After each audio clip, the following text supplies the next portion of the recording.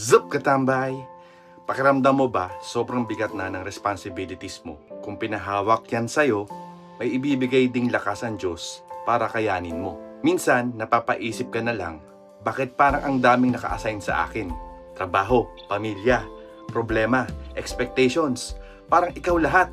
Minsan, gusto mo na lang mag-live sa buhay, pero wala ka palang live. Nakakapagod at minsan niisip mo, baka sobra na. Pero ito ang hindi mo napapansin. Kung ano ang pinagkatiwala sa iyo ng Diyos, hindi niya yan ibibigay kung wala kang kakayang harapin.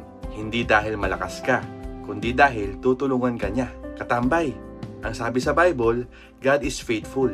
He will not let you be tempted beyond what you can bear. 1 Corinthians 10:13.